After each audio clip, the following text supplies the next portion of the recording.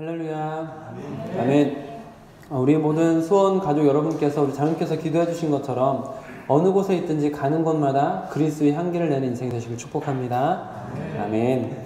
여러분, 전에 제가 그 화이트데이, 발렌타인데이 잠시 이렇게 이야기 나눴던 적이 있는데 혹시 3월 3일은 무슨 날인지 아세요? 삼겹살. 알고 계시네요. 삼겹살 데이입니다. 그리고 삼겹살 데이인데 그거 아세요, 여러분? 청주가 삼겹살 네, 알고 계시는군요. 원조랍니다. 네. 옛날에 무슨 어디였죠? 조선왕조실록에 보면은 청주에서 돼지고기를 왕실의 곡물로 바쳤던 기록이 있답니다. 청주가 이 삼겹살의 원조라고 하는데 이 삼겹살 좋아하세요, 여러분? 네. 아멘 크게 하신 분은 제가 삼겹살 맛있게 하는데 한번 모시고 가겠습니다. 아멘. 이럴 때라도 아멘이 터져서 다행입니다. 아멘. 근데 이 돼지 이야기를 먼저 드리는 이유가 뭐냐면 성경에 돼지 이야기는 별로 안 나옵니다.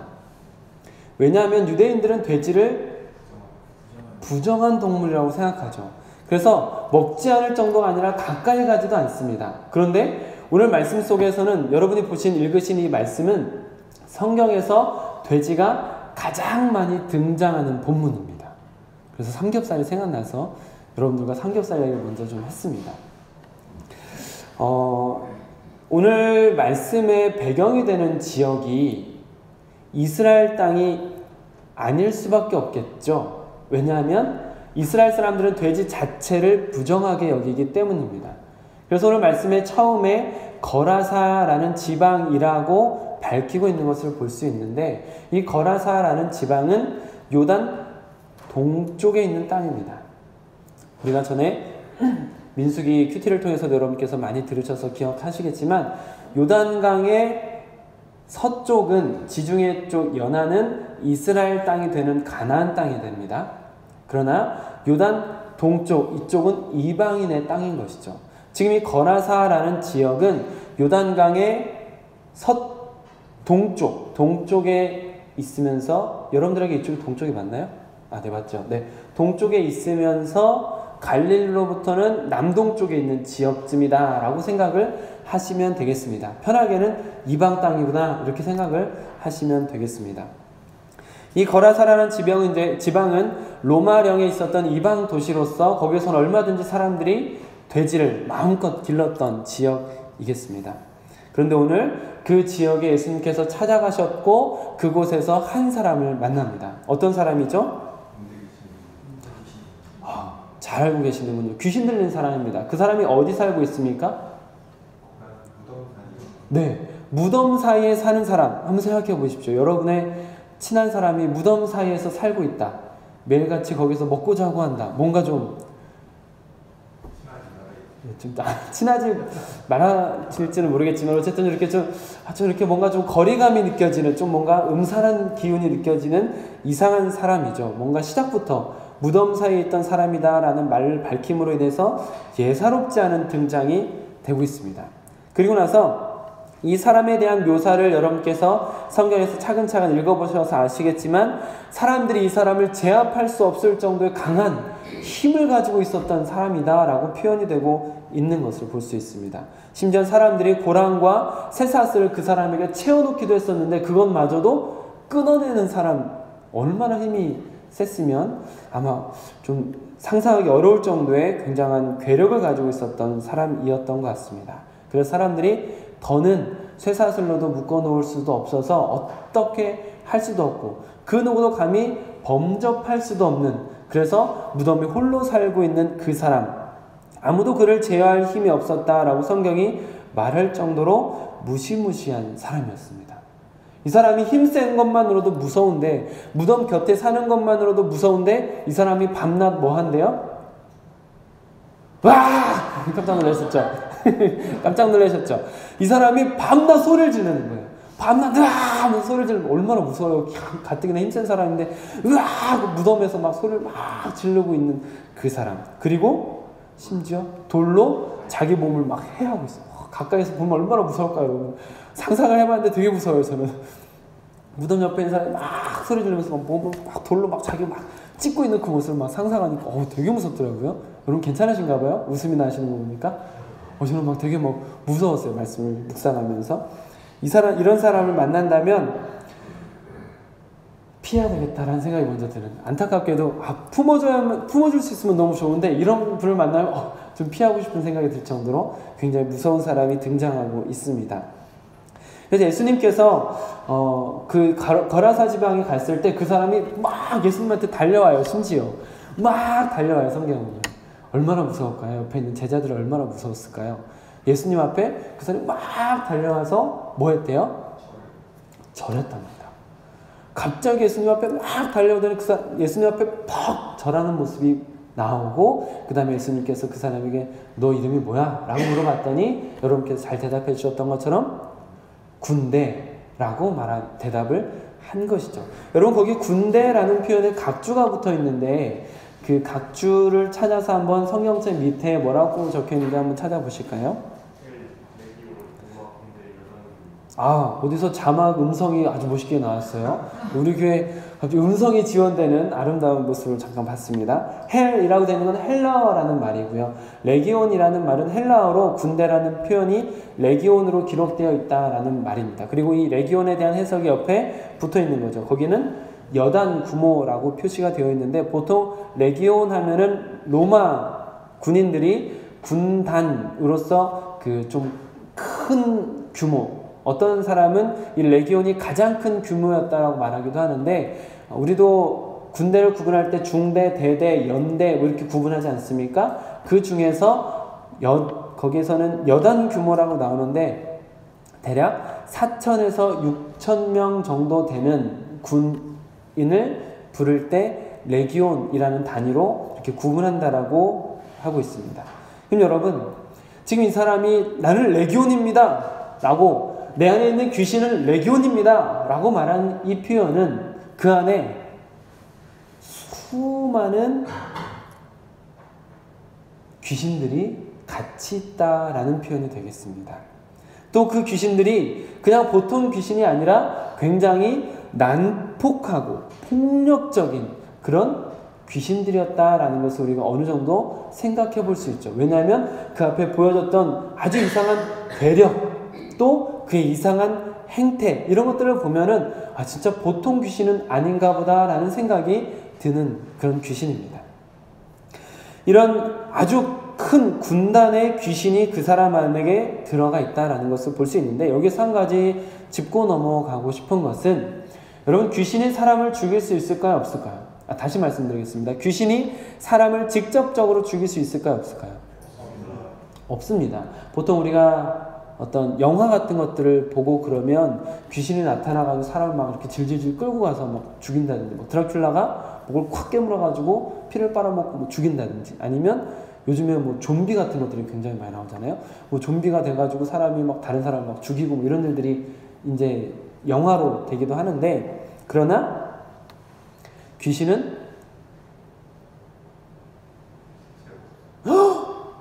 안 속으시네 이번에는. 속으실 줄 알았는데, 보통 영화에서 보면 이러면 그 사람 죽잖아요. 깜짝 놀라서 죽잖아요. 별 안 놀라시네요.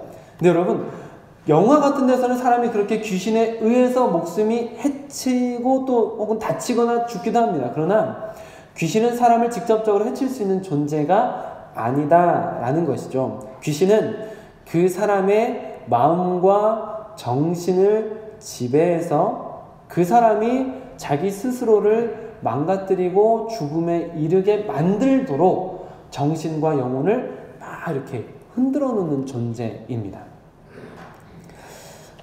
이 귀신이 이 사람 안에 들어가서 이제 그 사람은 그렇게 아주 무섭게 또 돌로 자신의 몸을 해치면서까지 그 사람을 아주 괴롭히고 있었는데, 예수님을 만나고 그 귀신이 예수님 앞에 절을 하면서 예수님께 요구를 하지요. 어떤 요구를 합니까?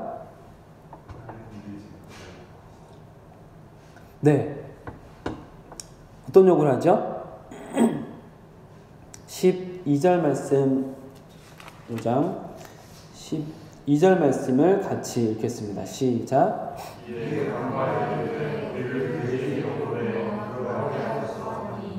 어디로 보내달라고요? 돼지. 돼지. 앞에 이제 이 배경화면이 어떤 화면인지 이제 아시겠죠? 예수님께서 그 사람을 잡고 있고 이렇게 명했더니 저기 이제 돼지떼들이 물속에 빠지는 장면을 그림으로, 배경 그림으로 좀 찾아봤습니다. 이 귀신이, 레기온이라는 군대 귀신이 지금 예수님께 요구하는 겁니다. 우리를 저 멀리 있는 2,000마리 되는 그 돼지떼로 들어가게 하소서. 여기서 예수님께서 어떻게 하시죠? 허락하십니다. 허락했다. 여러분, 예수님께서 허락했다. 어떤 의미겠습니까? 네? 보내준다라는 말씀이시죠. 잘 말씀해 주셨습니다. 근데 여기에는 조금 더 생각해 볼 것이 있는데, 사람을 아주 무섭게 하고 사람을 아주 괴롭게 하고 죽음에 이르도록 또 사람을 끊임없이 이끌어가는 그 귀신, 아주 강한 귀신조차도 예수님의 허락에 의해서 움직인다라는 것이죠. 하나님께서 허락하시지 않으면 그들도 꼼짝할 수 없고, 하나님께서 허락하실 때 그 귀신들도 다른 곳으로 옮겨갈 수 있다라는 것을 보여주고 있다는 것입니다. 여러분께서 요한계시록 큐티를 잘 동참하고 계시는 것을 제가 알고 있는데, 요한계시록 큐티를 통해서 계속해서 느껴지는 게 무엇입니까?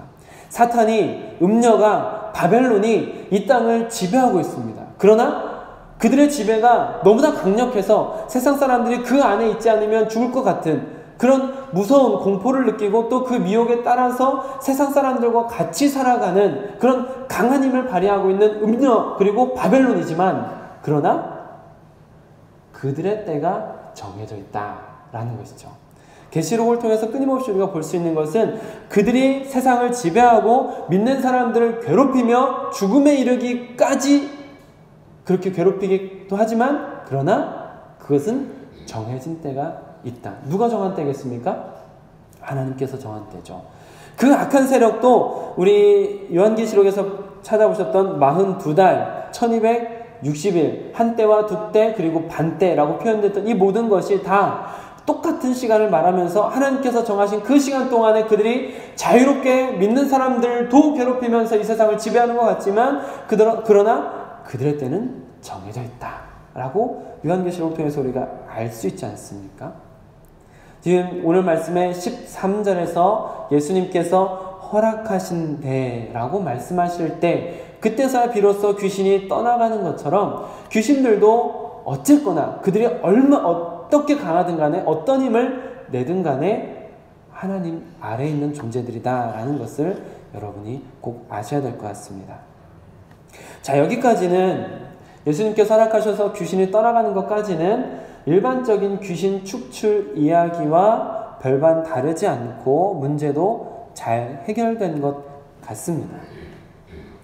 우리가 너무 잘 알고 있는 이야기이기도 하고 또 일반적인 귀신 축출 이야기와 비슷하다는 것이죠. 그런데 진짜 문제는 이제부터 시작됩니다. 어떤 문제가 생기죠? 사람들이, 거라사 지방 사람들이 몰려옵니다. 왜 몰려옵니까? 그 귀신 들렸던 그 무서운 사람, 무덤 사이에 살면서 그 힘을 주체하지 못해서 사람들도 감히 범접할 수 없었던 그 무서운 사람이 귀신이 떠나갔다라는 이야기를 듣고, 또 돼지떼가 2,000마리나 되는 돼지떼면 적어요, 많아요? 엄청나게 많죠. 그 수많은 돼지떼가 물속에 뛰어들어서 죽었다라는 이야기를 듣고 거라사 지방 사람들이 막 달려온 거예요. 자, 여러분, 여기서 질문, 돼지 한 마리 가격은 얼마 정도 할까요? 네, 재해보상이요? 네, 재해보상은 그때까지는 잘 모르겠고요. 그건 성경에 안 나와서 잘 모르겠습니다. 돼지 몸무게는 어느 정도 될까요, 여러분? 제가 돼지 몸무게를 알아보려고 인터넷을 찾아보니까 이런 사진이 있더라고요. 찾으셨습니까? 마치 숨은 그림 찾기인데 보이세요? 이게 어떤 돼지냐면 사람이 사가지고 애완용 돼지를 3년 길렀더니 이렇게 됐대요. 그래가지고 뉴스에 나온 거예요. 이 돼지를 어떻게 처리 못해가지고 119를 부르는 게 뉴스에 나온 거예요. 이 돼지 몸무게가 300kg입니다. 사람이 들 수 있는, 밀 수 있는 정도가 안 되는 거죠. 그래서 주인이 감당 못해가지고 119를 불렀던 이제 사건이 뉴스에 나왔더라고요. 3년 키웠는데 300kg인데 보통 돼지 몸무게를 찾으니까 종별로 다르지만 적은 거는 250kg, 큰 거는 350 정도 나갑니다. 평균적으로 300kg 정도라고 생각해도 되시지 않을까 생각됩니다. 그럼 다시 질문을 또 드립니다. 조금 전에 드렸던 질문. 돼지는 얼마 정도일까요? 네, 가격이요. 그때그때 다르죠. 맞습니다. 잘 알고 계시네요. 그래서 제가 시세를 찾아봤습니다. 시세를 찾아봤더니 1kg당 3,798원. 자, 1kg당 3,798원이면 300kg 돼지는 한 마리 얼마일까요? 와, 계산이 진짜 빠르시네요. 네. 113만 9,400원입니다. 자, 113만 9,400원이면 2,000마리면 얼마일까요? 오, 22억입니다. 네. 22억 7,880만 원입니다. 여기 그렇죠. 여기에서 돼지가 2,000마리가 막 뛰어들었다는 건 물속에 지금 얼마가 들어갔다고요? 22억 7,880만 원. 23억, 반올림에서 23억 쉽게. 네. 23억이 물속에 팡 뛰어들었어요. 놀라운 사건입니까? 안 놀라운 사건입니까? 놀라운 사건이죠. 놀래주셔서 감사합니다. 지난번에 그 워렌 버핏이 점심 식사 한 끼를 54억 152만 원에 먹었다. 워렌 버핏과 같이 먹는 점심 식사를 제공하려고 54억 152만 원을 냈다라는 그 이야기에 안 놀라시더니 지금도 안 놀라시네요. 네. 그래도 54억에는 안 놀라시고 22억에는 놀라시네요. 뭔가 이상합니다. 이 돼지가 54억을 현금으로 갖다 주진 않았을 것 같고 돼지 2,000마리 있었는데. 아, 54억 얘기 잠시 나왔으니까 하고 하면 54억을 내서 그 54억을 불이웃에 바로 이제 도운 건데, 이제 워렌 버핏이라는 사람과 잠시 점심 식사 함께 하는 가치가 그렇게 이제 대단하다는 이야기 잠시 했었잖아요.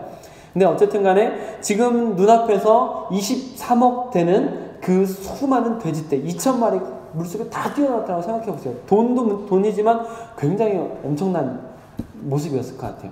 그 모습이 눈앞에 막 쏟아졌습니다. 거라사 지방 사람들은 귀신 들린 사람이 멀쩡히 서 있는 모습을 보고도 두렵다, 놀랍다 라고 생각했을 뿐만 아니라 그 수많은 23억이나 되는 저 돼지떼가 다 물속에 뛰어드는 그 이야기를 듣고도 놀랄 수밖에 없었던 것이죠. 그리고 그들이 예수님을 봅니다. 그 모든 사건을 일으킨 예수님을 봅니다. 그리고 그 예수님을 향해서 뭐라고 말하지요? 17절 말씀 한번 같이 읽어보겠습니다. 시작.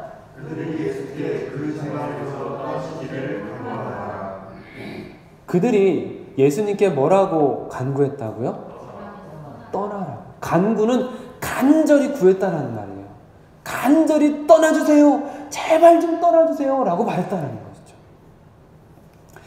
여러분, 제가 어떤 아이가 그랬던 것으로 기억하는데, 정확한 어떤 아이인지 또 그 아이 이름도 잘 기억이 잘 안 나는데, 어떤 아이가 그랬습니다. 어떻게 했냐면, 이 아이가 4살쯤 됐던 것 같은데 동전을 굉장히 좋아해요. 반짝반짝반짝거리는 거. 100원짜리 반짝반짝, 또 막 10원짜리는 또 금색으로 반짝반짝거리니까 얼마나 좋아요.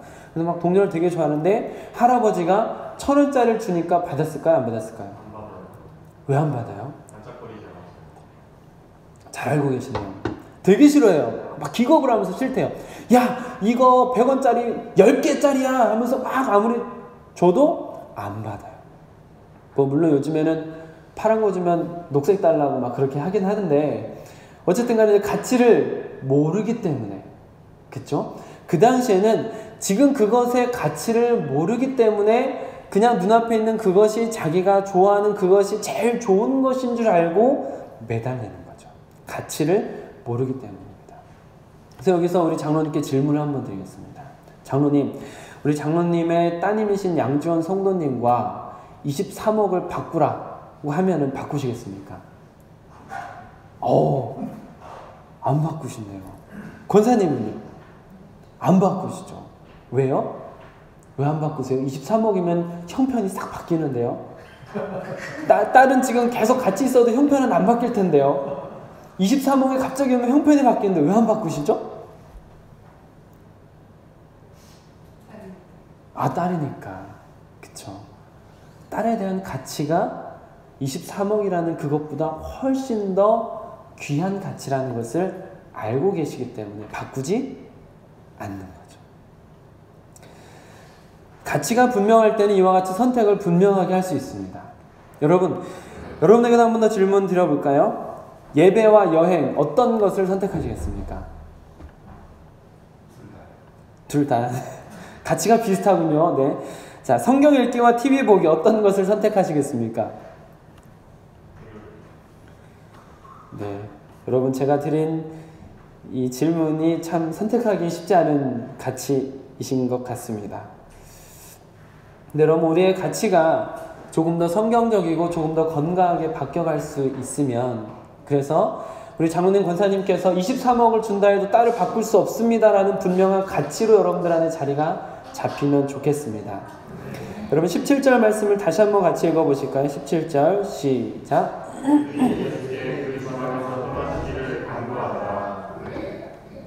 거라사 지방 사람들이 예수님을 거부했습니다. 떠나시기를 간절히 구했습니다. 그들은 예수님께서 지금 그 땅에 들어온다면 어떤 것을 생각했기 때문에 거부했을까요? 저 한 사람 때문에 돼지 2,000마리가 빠져서 몰사해서 죽었다면, 우리 마을에 들어와서 예수님이 행하시는 기적으로 말미암아 우리가 얻게 될 경제적 손실은 얼마만일까를 따져봤던 것 같아요. 한 사람이 고쳐지는 것보다 우리가 잃게 되는 경제적 손실이 너무나 아까웠던 것이죠. 그래서 그들은 예수님을 거절합니다. 지금 예수님께서 행하신 이 놀라운 일, 너무나 대단한 일이잖아요. 예수님이 정말 특별한 분이라는 것을 거라사 사람들 알았을까요? 몰랐을까요? 알긴 알았죠. 예수님이라는 그 사람을 통해서 자기들은 손쓸 수도 없었던 그 사람이 일순간에 멀쩡해졌잖아요. 그리고 멀쩡해지면서 수많은 귀신들이 돼지떼기에 들어가서 돼지가 다 죽으면서 귀신이 나가는 일이 나타났잖아요. 그러니까 예수님이라는 존재 자체는 뭔가 굉장히 특별한 존재라는 것을 알아요. 다만 그 예수님과 함께 있는 것이 부담스러웠을 뿐인 것이죠. 예수님께서는 결국 21절에서 볼 수 있는 것처럼 바로 배를 타시고 맞은편으로 건너갑니다. 배를 타고 맞은편으로 건너갔다는 것은 요단강을 건너갔다는 거니까 다시 이스라엘 땅으로 들어가셨다라는 것으로 이해를 하시면 되겠습니다. 그렇다면 예수님께서 이방 땅 거라사 지방으로 오셔서 한 일이라고는 오직 딱 한 사람만을 구한 것입니다. 오직 딱 한 사람만을 구하고 다시 요단의 서쪽 이스라엘 땅으로 돌아가신 것이죠.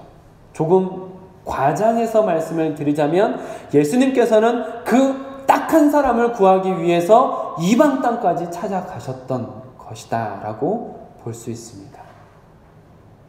예수님에게 네? 궁금한 거 하나 있어. 아, 네네네네네. 그 예수님이 돼지를 목소리가 이렇게 가축을 죽였잖아요. 아, 안 들렸어요. 가축을 기르던 주인들에 대한 보상은 네. 어떻게 됐을까 그런 거예요. 아, 그 보상에 대한 이야기를 아까 우리 전명국 목사님께서 질문을 하시기도 하셨었는데, 안타깝게도 성경에 나와 있지 않은 부분을 제가 축축해서 말씀드리기는 어려울 것 같습니다. 네. 아직도 23억이 이렇게. 네? 보험이요? 아, 또 우리 장로님은 보험 관련된 일을 하시니까 또 거기에서 보험 관련된 이야기로. 네. 그렇게 생각할 수 있어요. 뭐, 우리 눈에는 23억이 왔다 갔다 할 수 있을 수 있죠. 그게 어떻게 해결됐는지는 모르겠어요. 네, 아마 뭐 추측건데 거라사 지방 사람들은 더 많은 손실을 보기 전에 예수님을 빨리 쫓아내는 선에서 해결하려고 하지 않았을까라고 그냥 개인적으로 추측을 해봅니다. 어쨌든 간에 예수님께서 단 한 사람, 그 사람만을 위해서 이방 땅에 갔다가 그들이 쫓아내자 바로 요단을 건너서 다시 이스라엘 땅으로 돌아왔다라는 것은 조금 더 확장해서 말씀을 드리면 예수님은 오직 그 한 사람을 구하기 위해서 거라사 지방 이방 땅까지 갔다라는 것이죠. 그 한 사람 때문에 그 예수님께서 얼마 안 되는 그 사역 기간 동안에 자신의 시간을 쏟아서 그 자리에 찾아갔다라는 것이죠. 그러나 거기 있던 사람들은 예수님이 부담스럽고 예수님에게는 그 한 사람이 돼지 2,000마리보다 귀했지만 그 사람들에게는 사람보다 돼지 2,000마리가 귀했던 것이죠. 그래서 예수님께서 떠나시기를 간구했습니다. 오늘 말씀 속에서 저에게 조금 무섭게 와닿는 부분이 있습니다. 어떤 부분이냐면 지금 이 거라사 지방 사람들이 예수님에게 어떤 요구를 했다고요? 떠나시기를 간구했죠. 근데 이 거라사 지방 사람들이 예수님께 떠나시기를 간구한 이것이 7절에서 귀신이 예수님께 했던 것과 똑같은 맥락의 말이다라는 것이죠. 7절 말씀을 한번 같이 읽어보겠습니다. 시작. 큰 소리로 부르짖어 이르되 지극히 높으신 하나님이라 예수여 나와 당신이 무슨 상관이 있나이까 원하건대 하나님 앞에 맹세하고 나를 괴롭히지 마옵소서 하니. 아멘. 지금 그 거라사 지방에서 귀신에 매여 있는 사람, 그 사람이 예수님께 했던 말, 당신이랑 나랑 무슨 상관입니까? 당신이 정말 하나님의 아들로서 대단한 거 알겠는데 그러나 나와 무슨 상관입니까? 그냥 나를 괴롭히지 마소서라고 부탁하는 이것과 거라사 지방 사람들이 우리를 괴롭게 하지 마시고 그냥 떠나가소서라고 간절히 구한 것이랑 뭐가 다릅니까? 그럼 여기서 거라사 지방에 귀신 들린 사람은 딱 한 명입니까? 아니면 더 많습니까? 더 많겠습니까? 그들이 귀신이 가지고 있는 그 생각과 똑같은 생각을 하고 있지 않습니까? 저는 이것이 좀 무서웠습니다. 말씀을 묵상하면서 좀 무섭게 느껴졌습니다. 단순히 눈앞에 어떤 특별한 존재로서 막 힘이 세고 굉장히 난폭한 사람이라서 그 사람이 귀신에 들린 것이 아니라 그 귀신이 자기에겐 나타나고 있지 않지만 그 귀신과 똑같은 모습으로 내가 무덤 옆에 살고 있지는 않지만 나도 그 귀신과 똑같은 생각을 하고 있는 거예요. 거라사 지방에 있는 그 사람들이 다 똑같은 생각으로 예수를 거부하고 있는 거죠. 저는 이게 좀 무서웠습니다. 그리고 나서 드는 생각이 한 사람의 영혼보다 귀하게 여겨지는 어떤 것이 있다면 그것이 사탄의 속삭임일 수 있겠다라는 생각이 들었습니다. 한 영혼을 경제적 가치로 바라보고 이익의 수단으로 바라보는 것은 사탄이 부여한 가치다. 그리고 한 영혼을 천하보다 귀하게 여기는 것은 하나님의 가치다라는 생각을 하게 되었습니다. 사랑하는 성도 여러분, 우리는 어떤 가치를 가지고 있을까요? 사람을 마치 기계의 부속품처럼 여기며 공장에서 인권이 무시되고 있는 현장을 우리는 불쌍히 여깁니다. 사람을 소모품으로 생각해서 쓰고 버리는 것을 비난하고 분통을 터뜨리기도 합니다. 사람을 물건처럼 퇴물로 생각하고 버리는 세상이 야속하게 느껴지기도 합니다.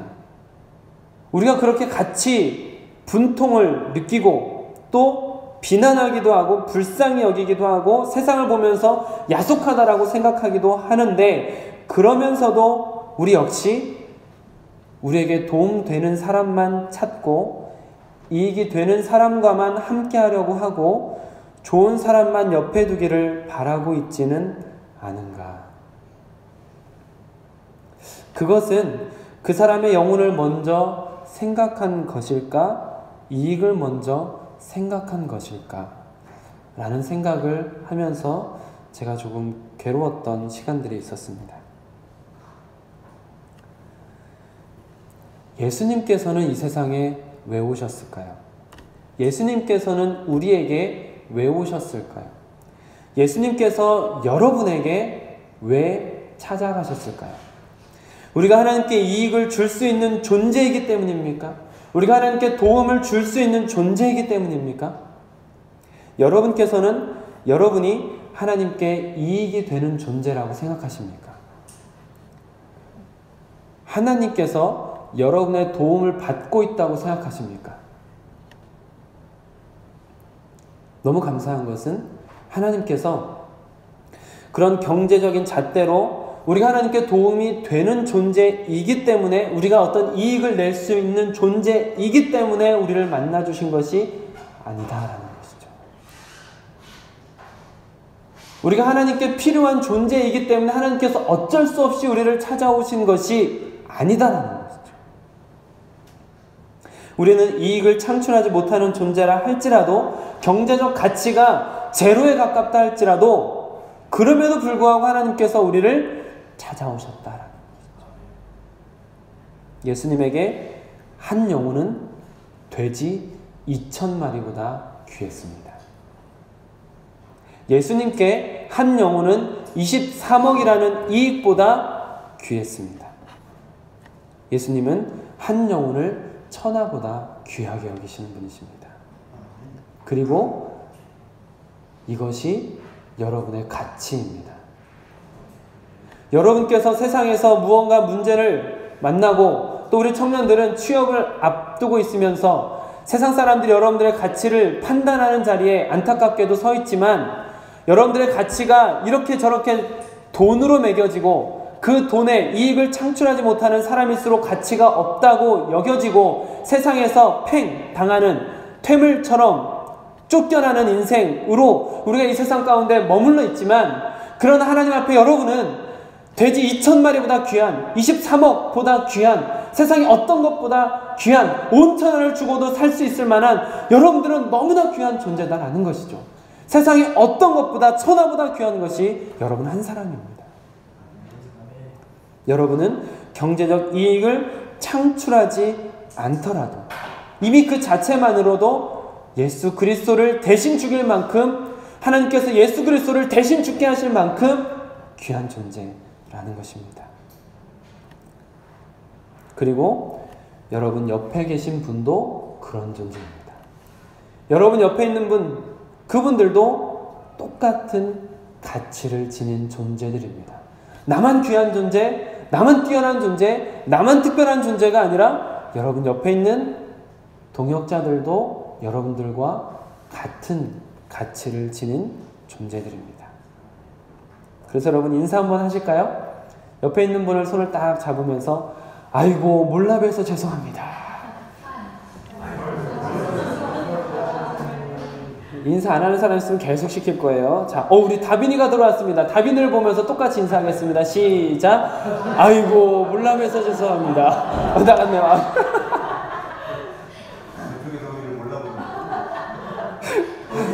네. 다빈이가 좋다는 이야기였어요. 다빈아.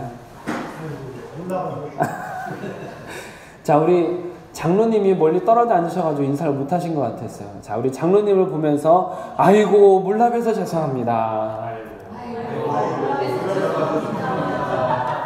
여러분, 서로가 서로에게 이만한 가치가 있는 존재다라고 받아들이시길 바랍니다. 참으로 귀한 존재이들이세요. 여러분 옆에 있는 분들 한 분 한 분이 어떤 이 세상에서 어떤 평가를 받고 어떤 경제적 이익을 창출하느냐 이런 건 전혀 상관이 없습니다.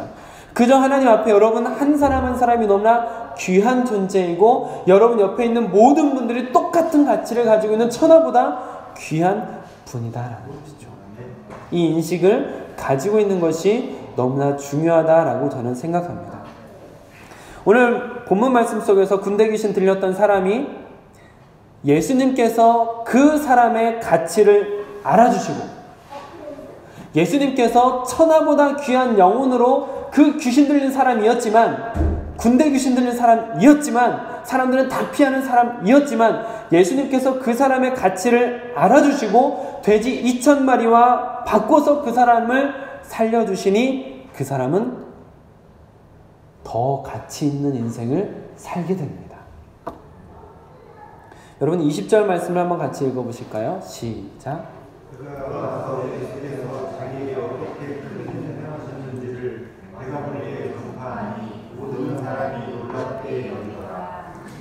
아멘. 20절에서 그는 누구일까요? 군대 귀신 들렸던 사람입니다. 그 군대 귀신 들렸던 사람이 어디에 복음을 전파했습니까? 데가볼리. 데가볼리라는 말은 헬라 말로서 데카폴리스라는, 여러분 뭐 그리스에 관련된 수도 이름이 폴리스라는 것이 많이 들어가는 거 들어보셨죠? 그렇죠. 데카는 10이라는 숫자입니다. 데카폴리스라는 말, 데가볼리라는, 성경에 데가볼리라고 적힌 이 지역은 10개의 지역을 묶어서 말하는 단위입니다. 특별히 이제 요단강 서쪽에 10개의 지역 중에 로마령에 속한 이 10개의 지역을 묶어서 데가볼리 지역이라고 부릅니다. 여긴 거라사도 포함되기도 하지만, 그런데 여러분, 여기서 우리가 보게 되는 것은 거라사 지방 사람들은 거부했지만, 그러나 이 사람을 통해서 10개 지역의 복음이 전해졌다라는 것이죠. 지금 이 시대를 비유로 하자면 산남동에, 여기 옆에 산남동이라는 지역이 있죠. 산남동에 복음을 전했지만 산남동 사람들은 거부했어요. 그러나 거부된 그 사람이 청주의 복음을 전파했더라 라는 말과 같다라고 생각할 수 있는 것이죠. 거라사 지방 사람들은 거절해서 물러냈지만, 그러나 그 사람이 결국엔 더 넓은 지역, 그 큰 지역에, 그 도시의 10배나 되는 지역에 복음을 전하는 일을 감당하게 되었다라는 것이죠. 왜요? 예수님께서 그 사람의 가치를 인정해주고 그 사람의 가치를 발견해주니 그 사람이 더 가치 있는 삶을 살게 되었다라는 것이죠. 귀신에 들린 무덤 사이에 사는 구제불능의 사람이었지만 그의 가치를 인정해 주신 예수님을 인해서 그는 영혼을 살리는 이 세상에서 인간이 할 수 있는 가장 가치 있는 일에 쓰임받는 인생이 되었습니다. 다만 혜택을 못 본 것은 거라사 지방 사람들 뿐이었다라는 것이죠.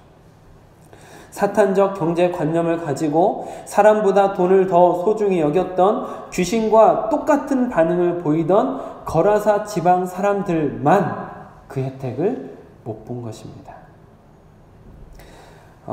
우리가 요한계시록 큐티를 하고 있는데, 혹시 토요일날 새벽에 교회 오셨다가 새벽에 문이 잠겨서 새벽 예배 못 드리신 분 계세요? 제가 토요일날 새벽에 이른 새벽에 준비하다가 너무 피곤해서 잠깐 눈을 붙였는데 눈을 뜨니까 아침이더라고요. 너무 깜짝 놀랐어요. 그래서 혹시 제가 이렇게 잠들어 있는 사이에 혹시 교회 오셔서 이렇게 큐티하고 기도하고 계신 분이 계시다면 죄송합니다. 제가 미리 준비를 못해서 눈이 잠겨 있어서 죄송합니다. 아무도 안 계신가 봐요. 자, 네, 확인할 수 없습니다. 확인할 수 없습니다. 누군가는 왔다 그냥 갔을 것 같아서 제가 죄송한 마음으로 누군가에게는 죄송하다고 고백을 드립니다. 근데 여러분, 그 토요일날 나눠야 되는 그 말씀, 여러분께서 이제 뭐 새벽 예배 안 오시더라도 큐티를 늘 하시기 때문에 제가 이제 말씀을 드릴 수 있는데, 토요일날 같이 나눌 그 요한계시록 말씀에 뭐가 나오죠? 어린 양의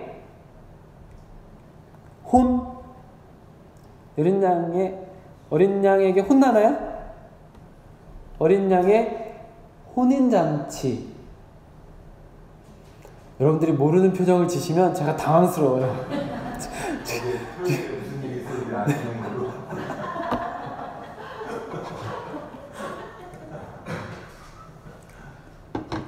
분명히 큐티에 열심히 동참하고 계시는 걸 제가 알고 있고, 또 특별히 행복한 여행 중에 계신 분들은 큐티 이렇게 동그라미 치시는 걸 제가 다 점검을 하는데, 이렇게 모르시는 눈치로 저를 쳐다보시면 제가 지금 설교를 마무리해야 되는데 갑자기 당황이 돼요, 여러분. 어린 양의 혼인잔치가 나오잖아요. 어린 양의 혼인잔치에 이제 들어가는 이야기가 나오는데, 어린 양의 혼인잔치를 생각하면서 여러분들이 돌아보셨으면 좋겠을 것이 무엇이냐면, 지금까지 요한계시록 말씀을 통해서 음녀가 세상을 미혹하고 또 열불 날린 짐승이 세상을 짓밟으면서 막 지배하고 이끌어가고 있습니다. 그리고 믿는 사람들을 핍박하면서 죽이고 믿는 사람들의 피를 흘리게 만들죠. 끊임없이 음녀는 사람들을 더욱더 사치스럽게 만들고 쾌락을 쫓아가게 만들고 더 편한 것을 쫓아가게 만들고 하면서 하나님 말씀보다는 세상적인 것을 훨씬 더 좋아하게 만드는 그 미혹 속에서 이 세상을 이끌어가고 있습니다. 그러나 어린 양의 혼인잔치에 들어가는 사람들은 세상에서 동떨어진 삶을 살면서 미혹을 받지도 않고 유혹을 받지도 않고 박해를 받지도 않았던 사람이 아니라는 것이죠. 음녀의 유혹을 받고 끊임없이 사치를 쫓아서 끊임없이 즐거운 것을 쫓아서 쾌락을 쫓아서 살게 만들고 또 짐승의 지배를 받으면서 적그리스도의 지배를 받으면서 하나님이 원하시지 않는 하나님과 대적하는 길을 걸어갔던 그 수많은 세상 사람들 속에서 박해를 받으며 핍박을 받으며 피를 흘리며 살았던 그 사람들이 어린 양의 혼인잔치에 들어가는 것이다 라는 것입니다. 눈앞에 보이는 가치 있는 것들을 더 가치 있어 보이게 만들면서 열심히 포장하고 있는 그것들에 미혹되지 않고 그 세상에 보이는 것들 너머를 보며 천국의 가치를 알며 예수님과 같이 있는 사람들, 그 사람들이 결국 어린 양의 혼인잔치에 들어가서 영원한 기쁨을 경험하게 되는 것입니다. 사랑하는 성도 여러분, 경제적 가치와 이익의 수단으로 사람을 바라보던 거라사 사람들의 가치관을 조심하십시오. 하나님께서 여러분을 생각하신 가치를 다시 한번 생각하십시오. 예수님과 바꿀 만한 가치가 여러분에게 있습니다. 여러분은 예수님의 생명과 바꿀 만한 가치가 있는 분들입니다. 옆에 계신 분의 가치도 다시 한번 생각하시면 좋겠습니다. 나만 우월하고 나만 뛰어나고 나만 대단한 것이 아니라 내 옆에 있는 그 사람도 천하보다 귀한 사람이다. 내 옆에 있는 이 사람도 예수님 가치를 가지고 있는 사람이다. 그리고 영원한 천국의 가치를 다시 한번 생각해 보십시오. 때가 되면 사라지고 없어지는 유한한 세상과 비교할 수 없는 가치가 거기에 있습니다. 이 가치들을 알고 예수님과 같이, 형제 자매와 같이 천국의 가치가는 여러분들이 되시길 간절히 축복합니다. 그래서 우리 모두가 어린 양의 혼인잔치에 같이 즐거운 잔치를 같이 경험했으면 참 좋겠습니다. 여러분, 그래서 마지막으로 여러분들 옆에 있는 분들과 한 번 더 인사를 하고 마치도록 하겠습니다. 오늘 말씀의 제목이기도 한데요. 가치를 알고 가치 있으세요 하고 인사하겠습니다. 시작. 가치를 알고 가치 있으세요. 네, 세 분과 인사해 주세요. 세 분. 가치를 알고 가치 있으세요.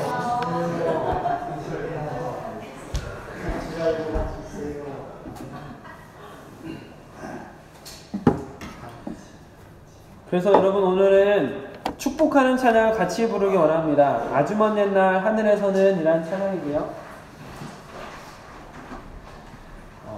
옆에 있는 사람, 뒤에 있는 사람, 앞에 있는 사람, 그 모든 사람을 여러분이 축복하는 마음으로 같이 부르시면 좋겠습니다. 한번 가사를 읽어보실까요? 아주 먼 옛날 하늘에서는 누구를 향한 계획이요? 네, 당신을 향한 계획. 여러분 자신을 위한 계획이기도 하지만 여러분 옆에 소중한 가치를 가지고 있는 여러분 옆에 있는 사람들을 향한 계획이기도 합니다. 그리고 하나님께서 여러분을 바라보시면서 좋다라고 말씀하시는 것이죠. 여러분 옆에 있는 그 사람을 사랑하는 마음으로, 축복하는 마음으로 이 시간 같이 찬양하겠습니다. 아주 먼 옛날 하늘에서는 당신을 향한 계획이 있었죠. 하나님께서 바라보시며 좋았더라고 말씀하셨네.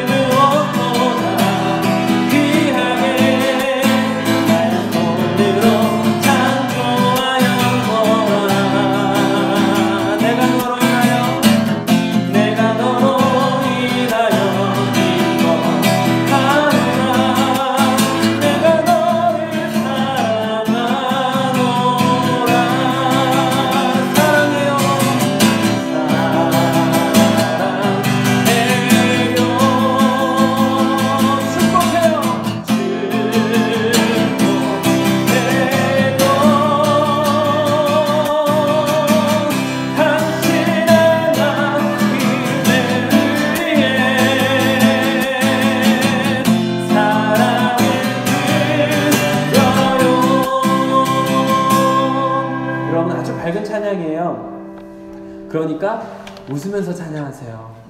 너무 우울하게 그러지 마시고 웃으면서, 잘 모르시더라도 가사가 너무 좋잖아요. 그러니까 잘 모르시더라도 웃으면서, 또 옆에 있는 사람을 축복하는 마음으로. 그리고 지금 율동 하시는 분들 몇 분 계시는데 율동 크게 하세요. 마음껏 율동을 통해서 또 하나님을 기쁘시게 하실 수 있을 것 같습니다. 2, 4, 6분. 제가 보니까 6분은 율동을 아는 분들이에요. 자, 아주 먼 옛날 같이 찬양하겠습니다. 아주 먼 옛날 하늘에서 당신을 향한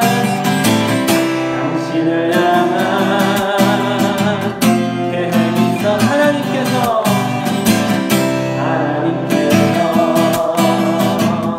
바라보시며 좋았더라고 말씀하셔. 이 세상 그 무엇보다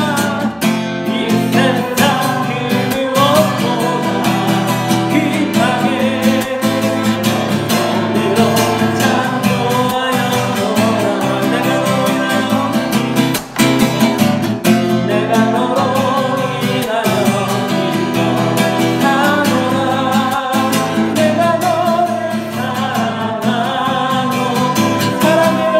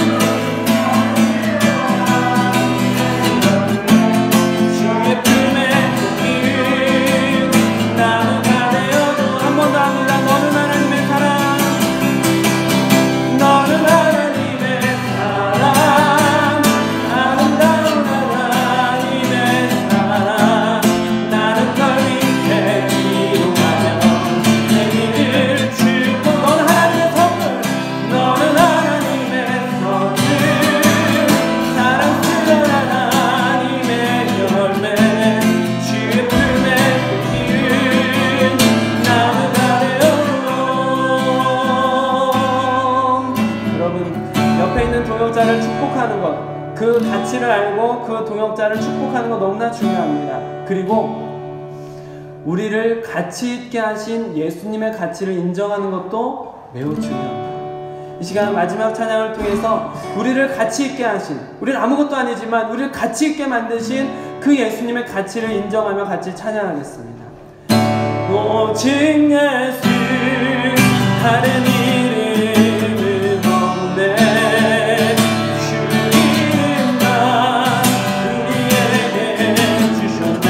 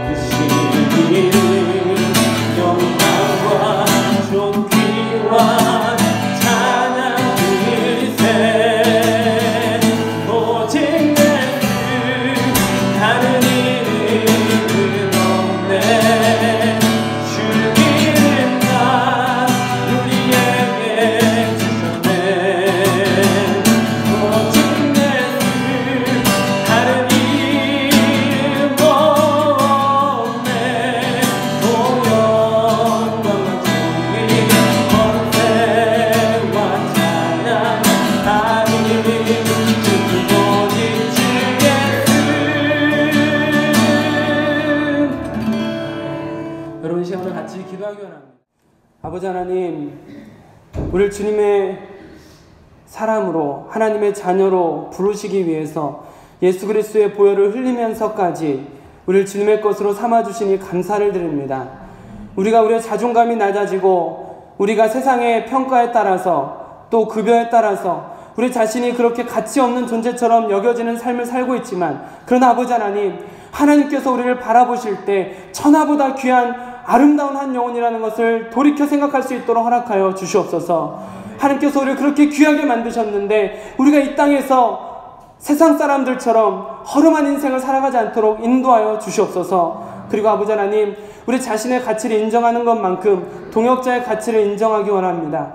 옆에 있는 사람 한 사람 한 사람, 우리 가족 한 사람 한 사람, 우리가 만나는 한 사람 한 사람을 폄하하지 않고 오직 주님의 사랑으로, 또 우리를 그렇게 사랑해 주신 그 사랑으로 그들의 가치를 인정하며 그들과 같이 걸어가는 아름다운 동역의 길이 될 수 있도록 허락하여 주시옵소서. 무엇보다 주님, 아무것도 아닌 우리에게 찾아오셔서 우리에게 가치를 주신 예수 그리스도를 생각하기 원합니다. 대림전 길간을 통하여서 정말 보잘것없는 우리지만 하나님의 사랑으로 그 놀라운 가치를 지불하셔서 우리를 죄에서 속량하셨는데, 그 예수 그리스도의 놀라우신 은혜를 기억하며 주를 위한 삶을 살아갈 수 있도록, 천국을 바라보는 삶을 살 수 있도록 인도하여 주시옵소서. 하나님, 우리 소원 가족 모든 성도님들이 주님께서 허락하신 가치를 회복하고 서로의 가치를 인정하며 이 길을 같이 걸어가길 원합니다. 또한 예수 그리스도 안에서 어린 양의 혼인잔치에 같이 있을 수 있도록 허락하여 주시옵소서. 지금은 우리 주 예수 그리스도의 은혜와 하나님의 사랑하심과 성령의 교통하심이 보잘것없지만 우리를 가치 있는 인생으로 만드신 예수 그리스도만을 쫓아가는 가치 있는 인생 위에 지금으로부터 영원히 함께 하시기를 간절히 축원하옵나이다. 아멘.